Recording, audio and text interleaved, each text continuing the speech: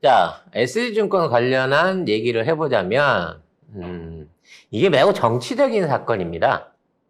네, 이게 왜 그러냐면, 과연 몰라서 일어났던, 그리고 예방할 수 없었던, 전혀 예상할 수 없었던 사태냐, 이게 아니라는 거거든. 내가 오늘 얘기를 할 건 SG증권 사태를 풀이하는 게 아니라, 이러한 보험행위 이루어진 과정 중에 감독기관이 금융이라든지 증권감독원, 그리고 이러한 주가 조작이 있다라고 하는 정황이 오래전부터 증권가에 돌고 있었는데 이에 대해서 아무런 수사를 하지 않은 검찰의 속셈은 무엇이고 앞으로 이걸 어떻게 처리할 것인가 하는 거야. 그러니까 손은 잊어버렸고 외양간은 고쳐야 되는 건데 외양간을 과연 제대로 고칠 의지가 있을까라는 차원에서 얘기를 좀 풀어보려고 해요.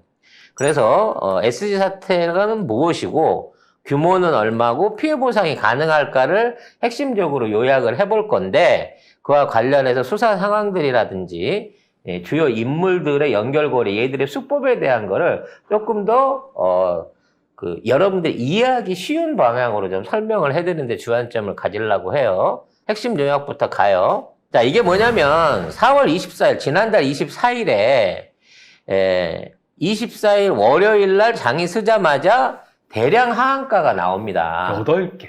8개 종목이 동시에 하한가로 뚝 떨어져 버리는 사태가 일어나고 이게 무려 3일 동안 이게 유지가 돼요.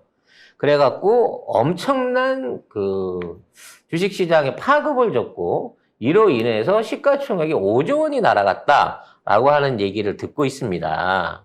그래서 이게 뭐냐면 주가를 끌어올리던 세력들이 이게 누가 봐도 이상했어. 2년, 말도 안 돼. 3년 동안 3년을 어떻게 계속 오르는 주식이 있었고 이게 지금 세력들이 조정하는 것 같다라고 하는데 당국이 건드리고 그냥 건드리질 않고 내비뒀거든. 근데 그 세력들이 똑같은 패턴으로 관리하던 주식 8개가 전부 다 하한가로 3일 동안 빠지면서 이게 뭔 일이야? 대한민국 증시 망하는 거 아니냐? 라고 난리가 난 사건이에요. 근데 이게 결과적으로 어떤 외부적인 요인이나 검찰 수사가 들어간 게 아니라 주가 조작 세력들이 이걸 하다가 어느 순간인가 뒤통수를 때려버린 거야. 내분이 일어난 거지. 그래서 그 내분은 어떻게 해서 일어났으며 어떤 방향으로 수습이 될 것인가를 오늘 이해를 해보는 게 중요합니다. 오늘 얘기할 수 있는 이 의심 종목들은 8개 종목이에요. 지금 여기 보여지는 대성홀딩스, 서울가스, 삼천리, 성광, 다우데이터, 그다음에 증권회사까지 다울투자증권, 서울가스, 삼천리, 다울투자증권 이렇게 이런 주식들이에요. 근데 이제 이 주식들이 딱히 연결고리는 없어. 다 각자 개별 종목이긴 한데 이 주식들의 아까 그래프를 보면 알지만 성장 패턴이 똑같았다는 거야. 거래량은 많지 않으면서 소규모 거래를 통해 갖고 조금씩 매일 주가가 1%, 0.5%씩 2년, 3년을 오른 거예요. 그러다 한 날 이게 8개가 다 떨어져 버린 거지. 그래서 야, 이놈들이 사실은 관계가 없어 보이지만 한 조직이 관리하던 주식이구나 라는 게 탄로가 나버린 거예요. 그래서 이러한 주가 조작이 일어났는데 이거를 갖다가 어떻게 해서 이제 전개가 됐느냐. 일단 하한가를 찍으니까 이상하잖아. 말도 안 되죠. 말이 안 되는 상황이라 금융당국이 깜짝 놀래가지고 남부지검을 통해가지고 연관돼 있는 사람들, 투자회사라든지 증권사 관련된 사람들을 출국금지 조치를 했습니다. 근데 왜 하필이면 남부지검이냐 이거지. 남부지검이 뭐 하는데요?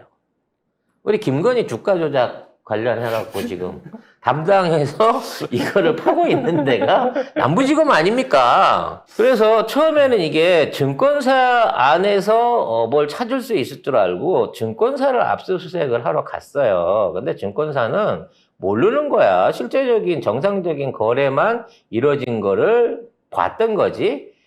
주가 조작 세력에 대한 엄단을 취하라 이런 식으로 얘기가 났는데 검찰총장이 5월 3일 날 이 얘기를 했는데 그래서 이러한 사건이 터지고 수천 원, 수조 원의 손실이 생겼는데 이 모든 사태의 주범은 라더견이에요. 실제적으로 이만한 자금으로 이 종목들을 움직이면서 관리를 했던 라더견이라고 하는 사장이 있는데 얘가 사고 나고 거의 열흘 있다가 오늘 체크되었죠. 오늘 자택에서 체포가 된 거야. 그러니까 이 사람이 전형적인 주가 조작 세력의 주체이긴 한데 일단 이 사람이 너무 젊어요. 나이가 42이야. 네. 와, 나이가 엄청 젊더라고요, 진짜. 그리고 원래 뭐 재벌집 아들이라든지 이런 게 없어. 그러니까 이게 옛날에 조영훈이라고 김건희랑 같이 한동훈이 장인이랑 같이 유월코프 주가 조작하던 술집 웨이터 딱 그 느낌인 거야 얘도.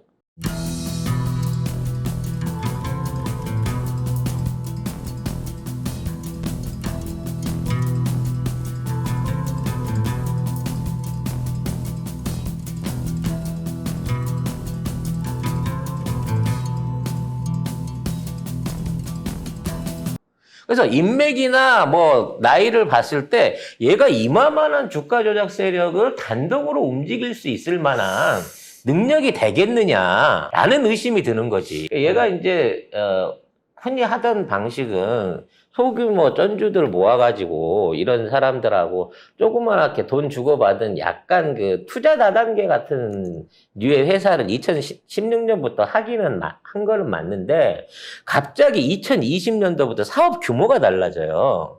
그러면서 진짜 부자들, 의사들, 기업인들, 연예인들 이런 사람들 돈을 받아들여가지고 스케일을 확 키운 거란 말이지.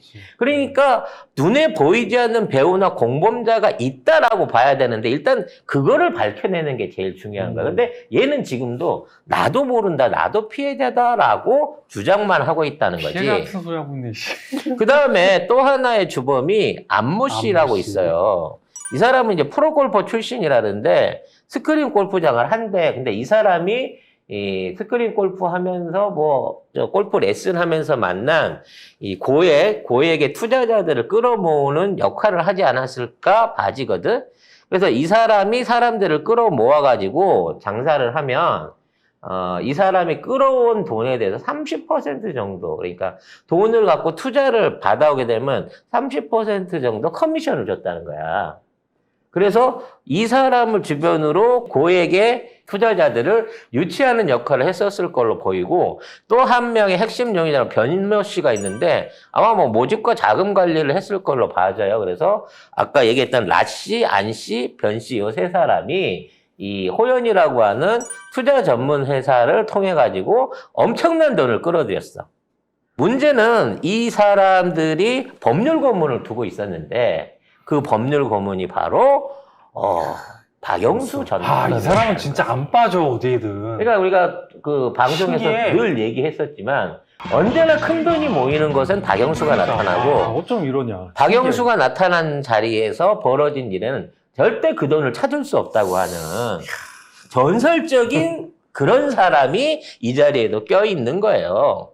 그 위에 이제 김익래라고 이거 다운키움그룹 회장인데 폭락 전날에 600억 원이 넘는 이 보유 주식을 한꺼번에 날려갖고 이 폭락 사태를 일으킨 사람으로 지금 주목을 받고 있어요. 그래서 검찰한테 네가 한패가 아니냐 그러니까 나 한패 아니야. 내가 나쁜 소문을 들어갖고 주식을 일시로 내다 판 걸 인정하는데 내가 회사직 내려놓고 내가 그날 판 돈 600억 내가 내놓게.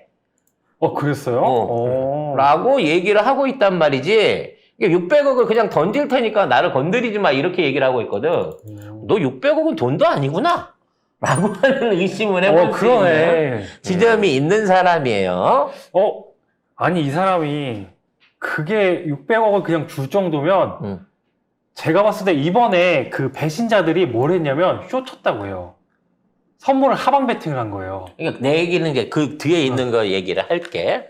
그래서 이 사람이 이 주가를 떨어뜨린 이 쉽게 말해서 방아쇠를 당긴 사람으로 주목받고 있는 인물인 거예요. 그리고 이제 뉴스에 주로 나오는 임창정이 있죠. 임창정. 네.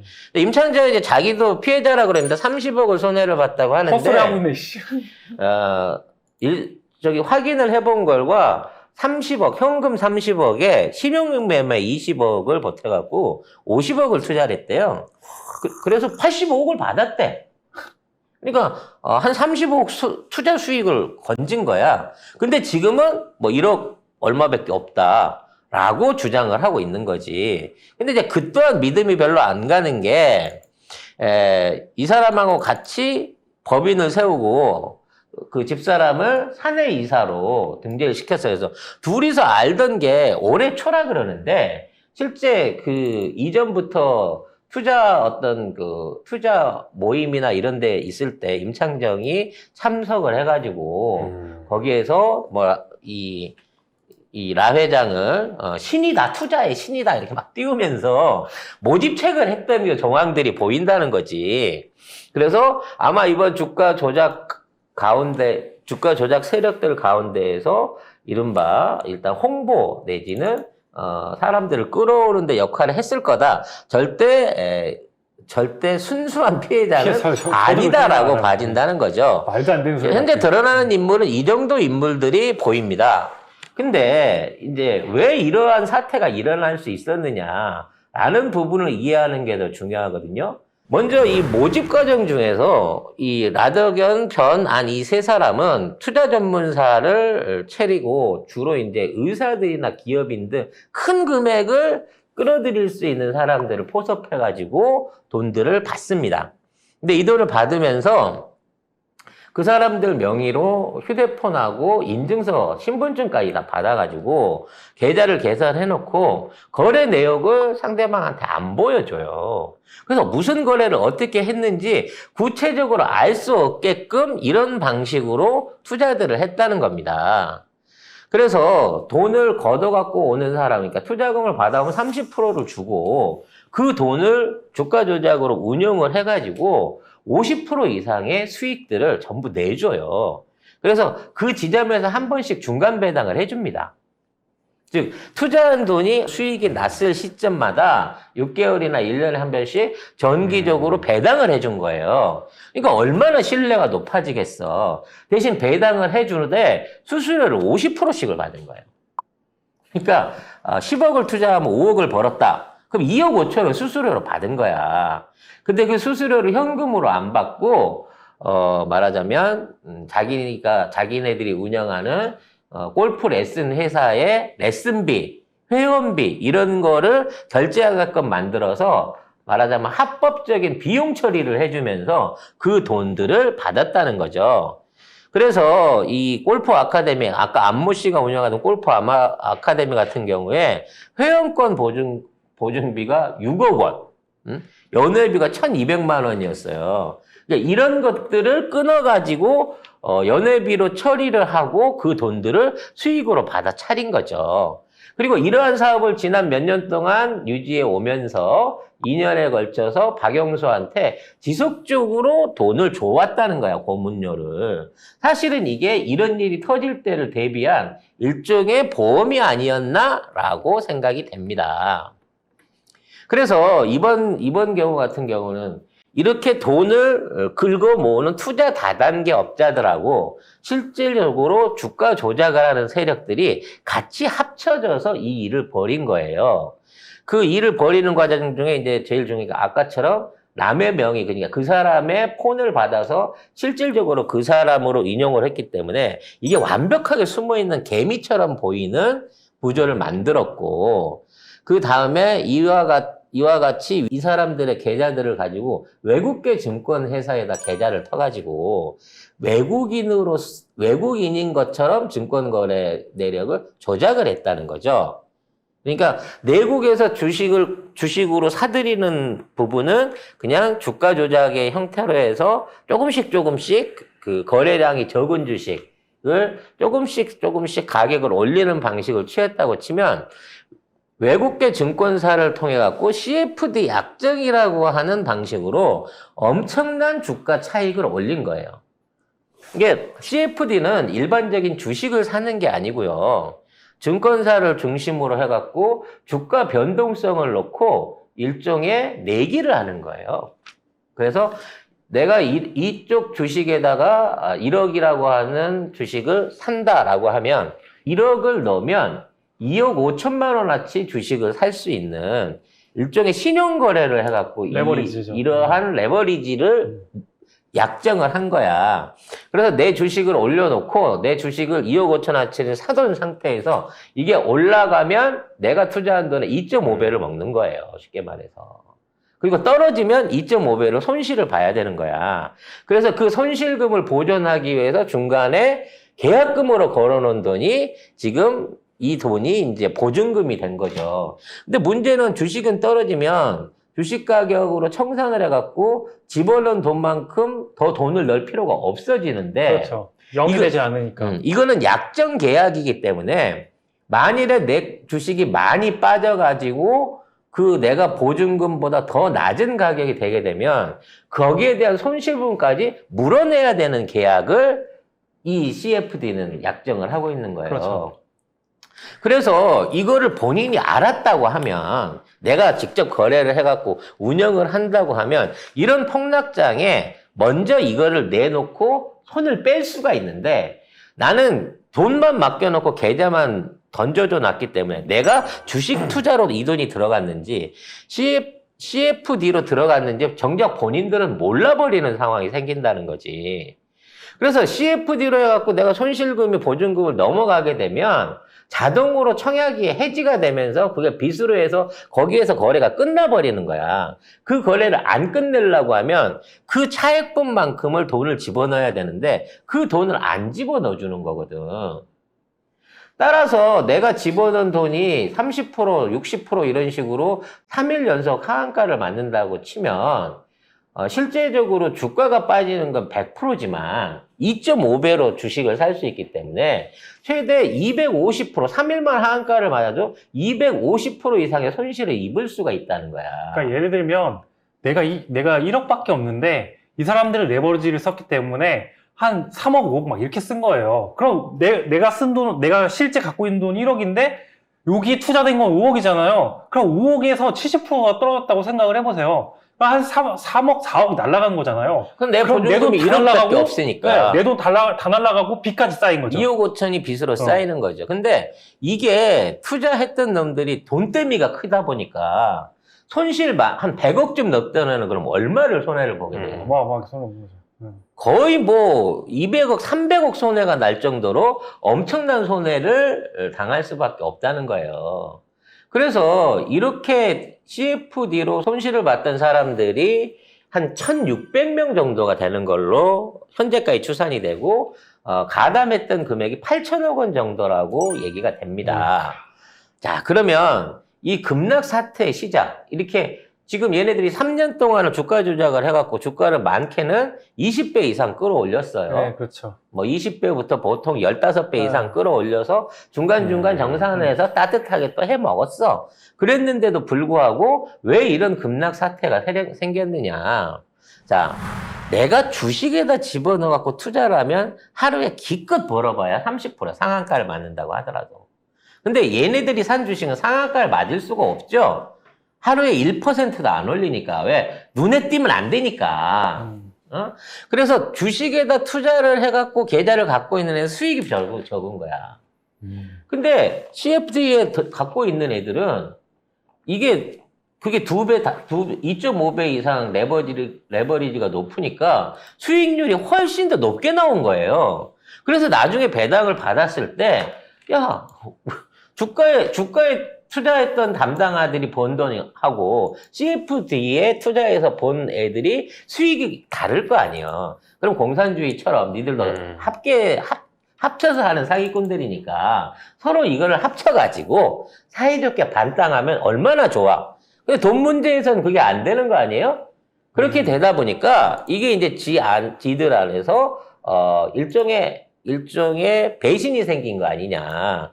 그래서 불만이 있던 세력이 지 구자로 가지고 지가 운영할 수 있는 구자를 되찾아가지고 일방적으로 주식을 던져버린 게 아니냐라고 내분설에다가 의미를 두는 사람들이 있습니다. 근데 이게 내분설로는 이해하기가 참 힘든 게, 아까도 얘기했지만 주식들을 대부분 위탁 관리를 하던 과정 중에 이게 직접 던질 수 있는 사람은 이게 직접적인 피해자가 아니고 최소한 가담자이거나 운영자가 아니면 그걸 할 수 없는 거 아니야. 그러니까 이거를 조직에 모르게 이걸 일방적으로 CDF 팀에 있던 어떤 놈들이 화가 나고 확 던졌다. 그래서 그게 티가 나갖고 8개 종목이 동시에 집단 투기가 이루어졌다? 이렇게 보기에는 뭔가 조직적으로 구조 시스템적으로 안 맞는 부분이 많다는 거야. 아마 자기네들도 이러한 종목들이 8개 종목이라는 걸 알고 있는 놈이 몇 없었을 건데 이 종목이 동시에 다 던져졌다는 거는 그 종목들마다 전부 다 던졌다는 얘기거든. 같은 시기에.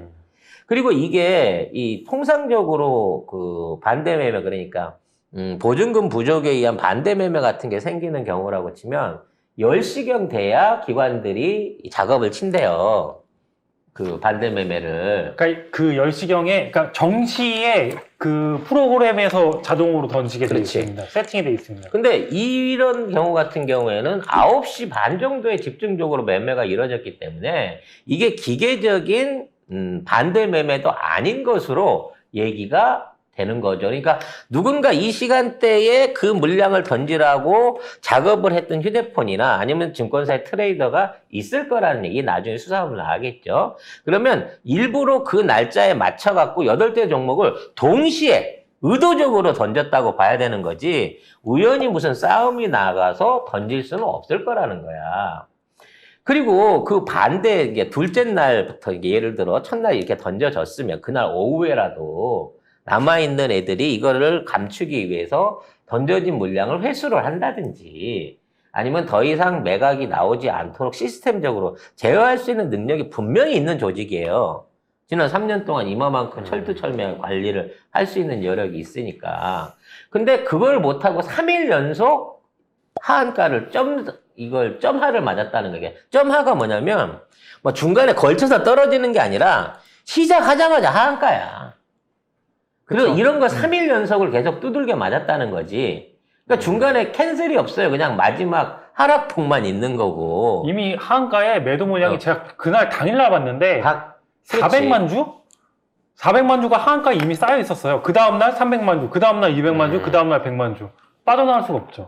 그걸 관리를 하고 있는 자들이 내부의 일부의 어떤 조작을 통해 갖고 이렇게까지 전량 투자를 할 수는 없다는 거기 때문에 이건 고의적으로 던져진 게 맞아요.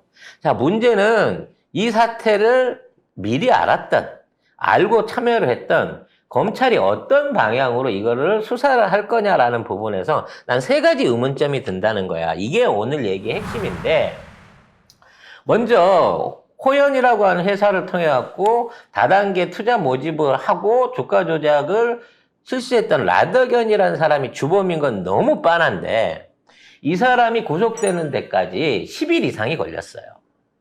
그리고 이 사람이 갖고 있는 호연뿐만 아니라 숨겨져 있는 비밀 사무실에도 이미 모든 장부와 자료들이 싹 사라진 채였다는 거야. 그러니까 구속영장 치기 이전에 오늘 구속을 하러 집으로 갔는데 집에서 놀고 있는 라더견을 잡아왔는데 그 이전에 지난 열흘이 넘는 기간 동안 이 자금 모집에 대한 장부라든지 구체적인 증거들을 사실상 검찰은 확보를 못한 것으로 보인다는 거죠. 그러니까 이건 초기 부실 수사 논란을 받을 수밖에 없는 거야. 딱 터졌을 때 관련자들 명단부터 시작해갖고 얘네들이 갖고 있는 계좌 전부 다 동결하고 그에 대한 거래 내역들을 집중적으로 팠어야 되거든. 근데 지금 있는 이 피해자들이 대부분 휴대폰을 돌려받은 상태라는 거예요. 그러니까 내 휴대폰들을 각자 개인들한테 상당수 돌려줬다는 거야. 그러니까 자기가 그동안 자기 이름으로 뭐 나가 있던 돈들이랑 계좌 같은 것들이 담겨 있었던 그 거래에 이용됐던 휴대폰들이 본인들한테 다 돌아갔다는 거지. 그럼 그만큼은 할 수 있을 만큼 시간 여력을 주었다는 거거든. 그래서 이게 박영수의 힘인지 아니면 검찰이 일부러 수사를 미진하게 했을지 모르지만 이런 방식으로 진행이 된다고 치면 이제 이 주범들이 나도 피해자예요. 그 돈은 내 돈이에요. 나는 그 돈에 대해서는 몰라요. 그건 우리 직원이 알아요. 라는 식으로 진술에만 의존하는 방향으로 가게 되면 구체적인 피해 경위와 여기에 가담자들, 핵심 주동자들 이런 것들을 명확하게 찾아내기가 힘들어진다는 얘기야. 즉 지금 나들견이가 불어주는 사람만 범인이 되는 거고 의외로 큰 자본주, 진짜 노출돼서는 안 되는 쩐주들 같은 경우에는 선별이 돼서 조사될 가능성이 매우 높다는 거지. 어? 김건희 주가 조작의 김건희나 장모처럼 또는 그 뒤에 있는 명동에 돈 대준 사채 김 사장처럼 분명히 이 사람이 연관이 있는데도 불구하고 수사 기록에선 아예 빠져버리는 애초에 초기 투자자들이 나올 수 있다라는 점이 일단 첫 번째 문제인 거예요. 두 번째는 주가 조작 행위에 대한 처벌인 건데 3년 동안 8개 회사가 거의 2조 원 가까운 돈이 주가 조작을 통해 갖고 만들어지고 부당이익으로 유지가 됐어요. 근데 이러한 주가 조작에 대한 사전 감독이 전혀 안 됐다는 게 말이 안 돼. 이미 증권방에서 다 돌았어. 이거 장난치는 거다. 이게 말이 안 된다고 얘기를 여러 번 드렸고, 제가 그리고 그 올라가는 패턴이 하나 있어가지고, 그러니까 이 사태가 벌어지기 전에 다우투자증권이 똑같이 올라갈 거다. 그렇게 채팅방에서 이미 말씀을 드렸고, 그거 보신 분들도 꽤 많아요. 근데 그걸 몰랐다고 말이 안 되는 겁니다. 진짜 다 뻔히 보이는데. 따라서 이 과정의 근거는 뭐야, 금융위는 뭐냐, 욕 처먹을 수밖에 없는 거고요. 또 지금 대부분의 주가 조작 세력들이 개인에 의한 휴대폰을 통해 가지고 그 안에서 거래를 했다고 하면 이게 통정 매매인 건지 확실하게 주가 조작 정황을 밝혀내기가 매우 힘들어집니다. 그 당시에 모든 디지털 기록들을 뒤져갖고 비교 검토를 해야 되는 거거든요. 근데 그것도 너랑 나랑 이렇게 둘이 다이렉트로 한 거래면 쉽게 찾아지지만 3명, 4명이 끓여갖고 나는 얘한테 팔고 얘는 얘한테 팔고 이런 식으로 몇 달이 거쳐버리면 이거 안 나와요. 그 그림으로는. 그냥 거래소에서 정상적으로 매매한 거나 다름없기 때문에 그런 방식으로는 찾기가 어렵죠. 그래서 이런 부분에 대한 문제가 생길 수 있는 거고요. 아까도 얘기했지만 이번 사태에 방아쇠를 당겼던 키움 회장 같은 경우에 지금 매각 대금을 전량 내놓고 선처를 요구하고 있단 말이야.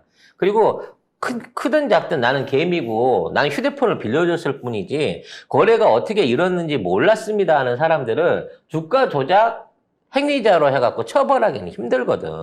더군다나 그 과정에서 얻은 수익도 없습니다라고 얘기해버리면 이 조작이 행위는 있었던 거는 틀림없으나 조작한 행위자들 내지는 그 명의자들에 대한 처벌을 못하게 될 가능성이 커진다는 거예요. 그 다음에 피해자 구제 가능성인 건데 이게 이제 내가 이용을 당해갖고 보증금 10억을 주고 거래를 맡겼는데 이게 CFD로 해갖고 손실이 나한테 50억이 왔어, 요구가. 그래서 당장에 그 돈을 갖다 넣어라 그러면서 그 돈을 SC증권이 대납을 하고 거기에 관련해가지고 그 부분을 구상권 청구를 할 건데 그 사람이 나는 피해자다. 나 그 돈 못 갚는다. 들어놓버리면, 자, 이 사람을 사법처리, 형사상으로도 민사상으로도 사법처리에서 그 돈을 내게 해야 되느냐, 말아야 되느냐에 대한 이 피해자 구제의 권리를 검찰이 갖고 가게 된다는 거예요. 그러니까 이건 범죄 행위로 인해갖고 입은 손실이므로 이 피해 금액에 대해서 이 사람한테 요구할 수 없다 내지는 이 사람이 파산을 하든 뭘 하든지 간에 구상권 청구가 될 수 있다 없다에 대한 수사가 어느 방향으로 나갈지도 중요한 거라는 거야지. 그래서 내 생각이지만 돈 많은 놈들은 검사한테 백 써가지고 그냥 파산하고 빠져나오는 수가 생긴다는 거지. 부산저축은행 때랑 똑같은 거 아니야. 1,000억을 땡겨다가 부동산을 샀는데 그 1,000억을 탕감해 주는 바람에 그거 갖고 다시 시작한 게 대장동 사업인 것처럼 얘네들이 분명히 손실을 입었고 SG증권이 어마어마한 그 손실 대납금에 대한 거를 외국계 증권사나 똑같이 수익자들한테 배상을 했을 건데 그 돈에 대한 배상을 누가 해야 되느냐는 문제가 생긴단 말이야. 자칫하면 또 국비로 물어내는 거 아닌가라는 걱정도 돼요. 그럼 말도 안 되는 거죠, 그거는. 진짜. 그래서 이 지금 앞으로 발생한 수천억 대 피해 금액과 환매 금액에 대한 이 청구권에 대한 부분을 과연 법적으로 어떻게 처리할 것인지도가 중요합니다. 그리고 결과적으로 제일 중요한 건 뭐냐면, 자, CDF 파생을 통해 가지고 거래를 했어요. 그래서 누가 이 투매를 해갖고 가격을 떨친 놈은 내가 손해를 보더라도 돈이 급한다고 떨친 놈이지만, 그거를 예상을 하고 그거를 받아먹은, 말하자면 마이너스 베팅에 투자를 했던 투자자가 있단 그쵸. 말이야. 쇼배팅. 역배팅을 했기 때문에 그거를 산 거예요. 30% 떨어진 가격으로 어마어마한 물량을. 그럼 걔는 엄청난 돈을 벌었을 거라는 떼돈 벌었을 얘기지. 겁니다. 그리고 그 정보를 사전에 내가 알았다고 하면 나는 반대로 여기서 손실 보는 비용보다 역으로 해갖고 돈이 훨씬 역으로 해갖고 배팅을 해서 받아들이는 돈이 훨씬 더 많을 수 있어. 그건 2.5배도 넘을 수도 있어. 왜냐면 이거는 이 외국계 증권사를 통해 갖고 해외에 있는 계좌에 있는 외국인이 이걸 사들인 거거든. 선물 수익이 일반 주식 수익보다 몇 배는 큽니다. 훨씬 커요. 비교가 그래서 안 돼요. 만일 내가 주식을 갖고 있었어도 내가 이 주식을 한국에서 선물시장에 팔아버리고 역으로 CDF로 해갖고 외국에서 그거를 사서 받아먹으면 그 수익이 훨씬 더 클 수 있는 거야. 비교도 안 되는 거예요. 따라서 나는 이게 제일 중요한 건데, 이러한 주가 조작 세력들이 이 주가 조작으로 통해서 얻어진 수익을 정상적인 투자자한테 반환하지 않고 이와 같은 대량 매도 세력을 통해 가지고 저쪽에 역배당을 넣어 가지고 이걸 받아먹었을 경우에, 즉 이 손실을 CG증권이라고 하는 외국계 증권사를 통해 갖고 해외에 있는 검은머리 한국인들이 일부러 이거를 던져놓고 이거를 던져서 이걸 받아먹었을 경우에는 엄청난 외화 유출과 함께 불법 소득이 발생했을 가능성이 높다. 이게 가장 명확한 시나리오라고 봐요. 문제는 이 새끼들이 외국인이야. 그래서 그놈이 누군지, 계좌주가 누군지, 얼마나 소득을 얻었는지, 그 소득에 대한 세금이라든지 이런 걸 할 수 있을지 알 수가 없다는 거지. 결과적으로 완전 범죄에 성공한 거예요, 이건 사실상. 응? 이번에 이 사태를 받아먹은 순수한 수익자가 있어요. 아마 수익은 수천억에서 몇 조 원대의 금액이 될 건데, 그 자들이 고의적으로 이번에 이와 같은 사고를 일으켰다고 치면, 결과적으로는 국내에서 뭐 주가 조작 세력 잡내 어쩌네 막 이렇게 해봐야 잔챙이들 몇백 개 못 잡아. 라더견 같은 42세에 정말 쪼잔한 사채업자나 다름없던 놈이 갑자기 2년 만에 2조 원대 넘는 금융다단계 사기를 벌인 거나 마찬가지인데, 걔 한둘 잡아 넣어놓고 이 사태가 끝나버린다는 얘기지. 결국 그래도 걔가 가진 돈이 없어. 줘도 다 날렸어. 빈털털이야. 그래서 얘도 제대로 된 처벌을 할 수가 없는 거예요. 너도 모질해서 당했구나, 이렇게 되니까. 이렇게 되면 이 진짜 부자들만 털어먹은 거거든, 결과적으로.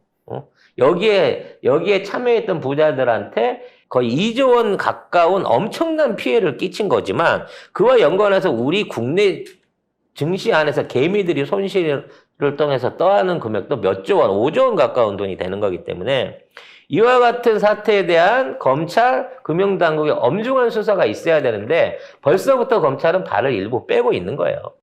주가 조작 세력만 얘기하고 있어. 근데 여기서 보다시피 주가 조작 세력은 잡을 수가 없어, 현재로서는. 그리고 주범을 잡아놓고 있지만 이 주범을 통해서 얻어낼 수 있는 건 피해자 명단밖에 없어요. 이익을 번놓으면 해외 구자를 통해서 외국인으로서 엄청난 그 수익을 받아먹은 그 세력들, 과연 그들이 누구일 것이냐, 나는 그것이 궁금하다는 거지. 하지만 현재 수사력으로는 거기까지는 도달하지 못할 것으로 저는 예상을 합니다. 그냥 유야무야 끝날 것 같아요. 그렇죠. 그리고 금융당국이 이러한 제도에 대한 개선을 하겠다. 개뿔. 10배까지 돼 있던 거 2.5배로 줄여서 피해가 임남아밖에 안 낸 거 아니냐? 그럼 더 줄일게 1.5배로 뭐 이런 식으로 하든, 아니면 뭐 이 제도를 해지를 한다든지 뭐 여러 가지 제도 개선을 하겠다고 하지만 그거는 이미 죽은 자식 불알 만지는 거랑 똑같은 거고 무슨 표현이 그래? 이 일은 이미 일어난 거고 이 일을 통한 손실은 정말 뭐랄까 화끈하게 한번 잘 해먹었다는 전설로 남게 돼 그런 금융사태가 터졌다는 거예요. 근데 정말 묘하죠? 주가 조작 세력만 때려잡겠다고 이 난리를 치면서 하필 그걸 주가 조작 조사를 제일 못하는 남부지법에 거기다가 넘겼다는 거죠. 자, 여기까지 정리하고요. 앞으로의 사태가 진행됨에 따라서 추가적인 내용들에 대한 보도는 여러분들한테 지속적으로 시리즈로 드리도록 하겠습니다.